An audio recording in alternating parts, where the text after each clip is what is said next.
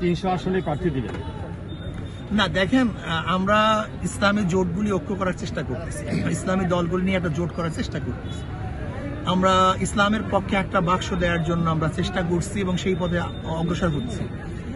যদি জোট করতে না পারি তখন ভিন্ন ব্যাপার, কিন্তু এখন আমাদের টার্গেট হলো ইসলামী দলগুলো নিয়ে একটা বৃহত্তর জোট করে এবং জোট ভিত্তিক আমরা নির্বাচন করা, এটা আমাদের মূল টার্গেট এখন বর্তমানে। আচ্ছা, নির্বাচন পূর্ব আমাদের যে একটা বৃহৎ জনগোষ্ঠী, আমাদের 92% মুসলমান এবং কিছু অন্য ধর্মাবলম্বী আছে, আমাদের এই সার্বিক ভোটারদের প্রতি নির্বাচন পূর্ব আপনাদের মেসেজটা কি? আমাদের মেসেজ হলো আসেন শান্তির পথে, মুক্তির পথে, কল্যাণের পথে।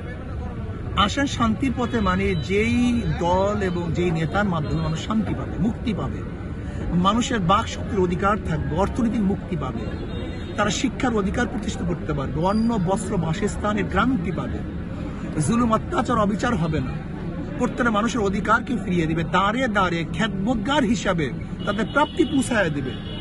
আমি চাই জনগণ যেন তাদেরকেই ভোট দেয়, তাদের দল করে, এবং সেই দল এবং সেই ব্যক্তি হল ইসলাম এবং মুসলমানদের দল।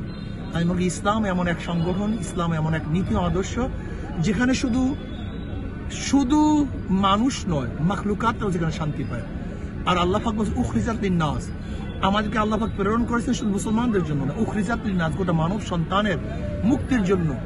যে নীতি আদর্শের মধ্যে আছে হিন্দু, খ্রিস্টান, বৌদ্ধ, শিখ, যত ধর্ম অবলম্বী আছে সমস্ত মানুষের মুক্তির গ্যারান্টি ইসলামের মধ্যে আছে।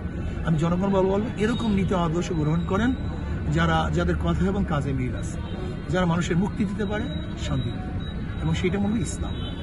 শুধু ঠিক একটা প্রশ্ন, যে ইসলামী আন্দোলন বাংলাদেশ যদি আসলে ক্ষমতায় আসে, সরকারে আসে, আপনারা জনগণের মানে কতটা চাহিদা পূরণ করতে পারবেন? আমি বিশ্বাস করি বাংলাদেশের যেই পরিমাণে ইনকাম আছে এবং বাংলাদেশের ভূখণ্ডের যে অবস্থা, তাতে আগামী 5-10 বছরের মধ্যে সমস্ত গরিবরা দরিদ্র সীমার উপরে চলে যাবে। ধর্ষণ আলহামদুলিল্লাহ প্রায় জিরোর কোঠায় চলে আসবে। অবৈধ কোনো খুন আশা করি ইনশাল্লাহ বাংলাদেশে থাকবে না।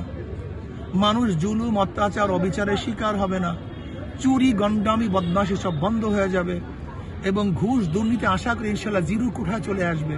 আমরা ইনশাল্লাহ বিশ্বাস করি মানুষ শান্তি পাবে, মুক্তি পাবে।